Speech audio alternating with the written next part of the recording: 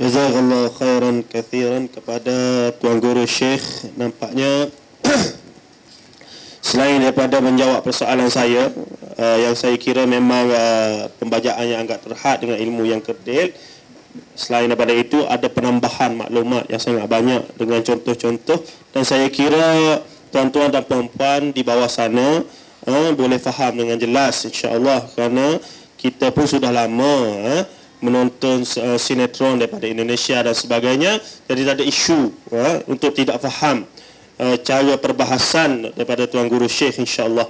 Baik, kita berbalik kepada Dr. Zul. Yang berbahagia Dr. Zul, saya ingin tanyakan berkenaan dengan kita katakan sebagai kesan daripada permasalahan ini.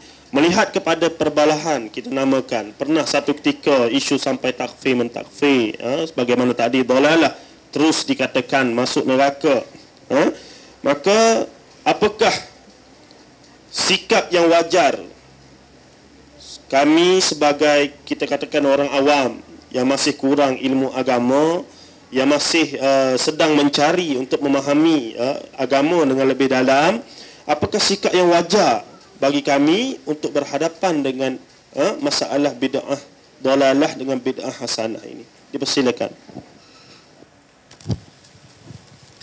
Terima kasih kepada sahabat moderator, Tuan Guru, Ashabul Fadilah, hadirin hadirat, muslimin muslimat yang dirahmati Allah. Berdasarkan kepada apa yang dinyatakan tadi, jelas menunjukkan kepada kita betapa isu ini memang isu yang cukup hebat.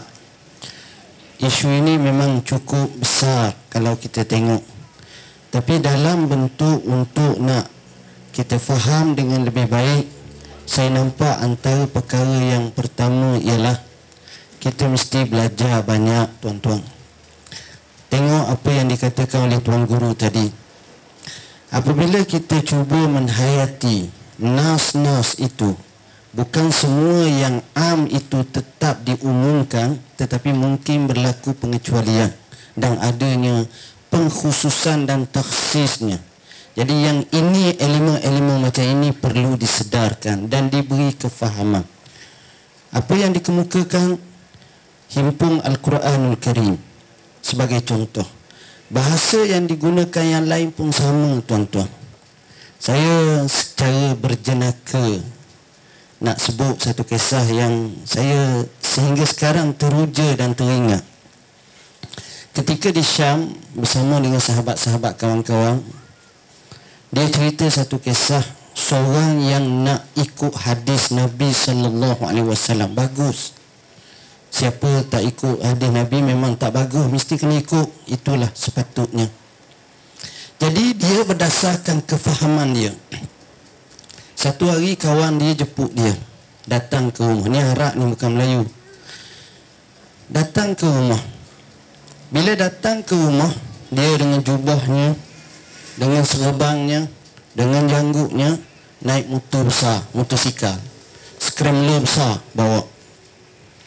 Bila sudah sampai ke rumah, kawan dia jemput dia masuk rumah. Masuk dalam rumah, sudah masuk dalam rumah, kawan dia pun nak ajak dia makan. Bila kawan dia nak ajak dia makan, kawan dia sedia makanan yang lazat, yang sedap-sedap atas meja. Dia tengok, dia duduk, apa dia buat?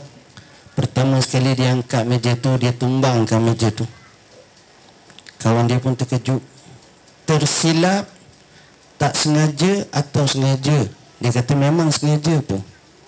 Sengaja pun. Kawan dia pun rasa pelik. Kenapa ni?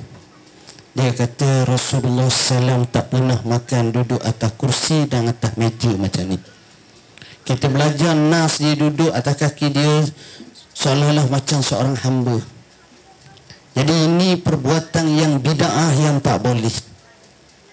Kawan dia cerdik, tuan-tuan. Kawan dia ni memang akal panjang. Dia tak debat hukum. Kalau kita baca sejarah yang disebut oleh Syekh yang terkenal Abdul Qadir Jailani, jangan kamu debat ilmiah dengan orang yang tak cerdik. Sakit awak. Jadi apa yang dia buat, tuan-tuan, dia buat macam mana? Dia selamba aja. Dia nak beri ajar kepada kawan dia yang faham ni. Dia pergi keluar rumah. Bila sampai keluar rumah, dia terajang motosikal scrambler tu, rebah. Akhirnya kawan dia kata, kenapa kau buat ni? Memang sengaja. Kenapa? Kerana saya baca nas hadis, Nabi tak pernah naik kereta, tak pernah naik motosikal, scrambler baik, Honda baik, apa tak pernah. Nas menunjukkan Nabi naik unta, Nabi naik kuda, Nabi naik keldai. Jadi ini adalah bid'ah. Baru faham, tuan-tuan, selepas motor terbalik. Jadi apa yang saya nak sebut di sini ialah, kalau kita tengok dalam keadaan seperti ini, inilah kita kena faham. Sebab itu ulama menyatakan dalam satu kaedah, man kasurat tilauhu qalla tiratuhu. Bila banyak kajian, dia kurang sikit nak bergaduh-gaduh ni, dia akan faham dengan lebih. Dia boleh terima dengan adanya nas dan bukti. Sebab kita beriman dengan dalil, dengan nas, dengan bukti dan sebagainya. Hatu burhanakum in kuntum sadiqin. Dan kita tunduk, kita tengok. Contoh yang diberi macam mana Abu Bakar. Dalam keadaan berhati-hati dalam kes macam ini, dia kata macam itu. Tapi Allah beri kelapangan kefahaman. Tengok, ini adalah sistem syura. Cara yang dilakukan. Banyak benda kita tengok yang tak berlaku zaman Nabi dan diterima pakai. Bahkan dalam usul fiqh sendiri, kita ada hukum berdasarkan uruf, kita ada hukum berdasarkan istihsan, kita ada hukum berdasarkan kepada masalih mursalah, kita ada hukum-hukum yang diistimbakkan. Jadi di sini kita tengok sekadar mana. Kalau betul nas tu yang menyatakan tak boleh sungguh, memang ulama kata tak boleh, maka iaitu mesti seijma', sepakat. Contohnya Imam An-Nawawi rahimahullahu ta'ala menyatakan tak boleh salat yang bernama salat gharaib pada malam nisfu Syaban yang dianggap sebagai bid'ah mungkarah dan sebagainya. Kita tahu rekod Imam An-Nawawi rahimahullah, seorang ulama sahib majmu' yang terkenal mensyarahkan kitab Muhazzab.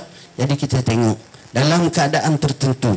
Jadi atas asas inilah sepatutnya yang pertama jawapan daripada pengusi tadi, kita mesti kaji dan kita mesti belajar banyak dan kita akan faham dengan lebih dalam keadaan baik. Yang kedua, ada kaedah menyatakan apabila sesuatu yang keras itu ghalibnya datang dalam bentuk lembut, dia akan jadi lain macam.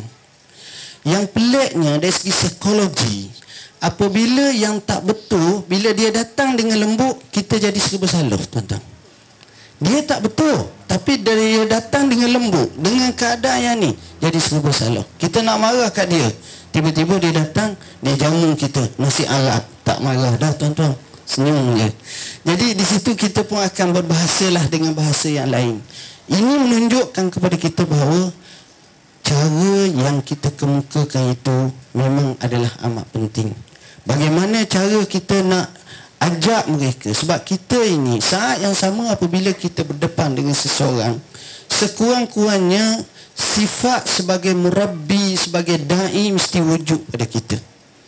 Bukan isu kita nak cegahan, tetapi impak dan implikasi daripada hal tersebut. Ini beza. Cegahan itu satu yang dituntut, tetapi impak dan implikasi daripada itu, yang ini yang lebih besar. Yang saya nampak, inilah yang dilakukan oleh Abu Darda. Satu hari mengikut setengah riwayat radhiyallahu an, apabila dia berjalan dengan muridnya, dia tengok seorang lelaki pakai jubah seleret lebih daripada buku lali, yang disebut sebagai isbal, yang tidak dibenarkan. Dalam hadis yang sahih riwayat Muslim, salasatun la yukallimuhumullahu yaumal qiyamah wala yuzakkihim walahum azabun alim. Salah satunya musbil, maknanya pakai. Sedangkan tafsiran dalam nas yang lain secara khuyala dan sebagainya. Saya tak mahu yang itu nak bincang. Jadi sahabat dengan semangat anak-anak murid kepada ni, kalau boleh nak pelempangkan dia, nak buat macam yang Medan tadi Ustaz. Jadi nak semangat. Dia kata tunggu dulu, tengok tuan-tuan. Lalu dia pergi, lalu dia kata, ya ibna akhi, saya nak minta tolong. Alangkah baiknya kalau awak boleh angkat sikit jubah awak. Kerana dengan cara ini insya-Allah Allah akan kasih awak dan tidak menyalahi sunnah Nabi. Malu dia dan dia ucap terima kasih dan dia menjadi orang yang baik. Di sini tuan-tuan, maksud saya tegahan mesti ada, tapi caranya dalam keadaan tertentu memang kadang-kadang kena dalam bentuk konfrontasi, tapi dalam keadaan yang lain inilah yang saya rasa perlu kena ada hikmah, perlu kena ada kebijaksanaan.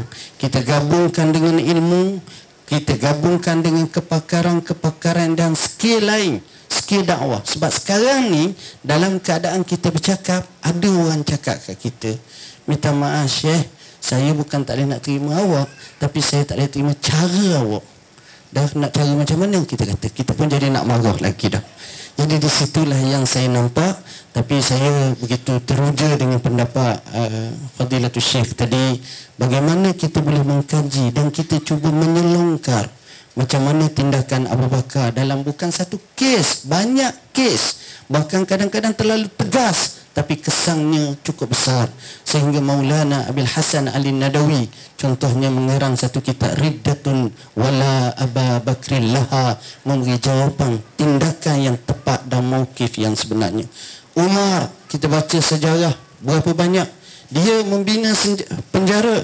Sejarah juga dia telah memperelokkan sistem pemerintahan.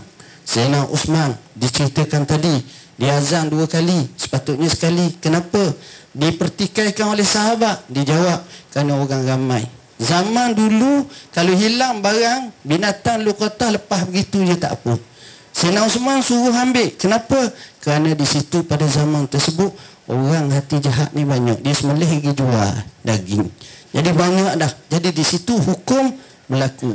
Kita tengok pula zaman yang seterusnya, termasuk zaman Umar bin Abdul Aziz. Macam mana Umar bin Abdul Aziz dia buat audit negara.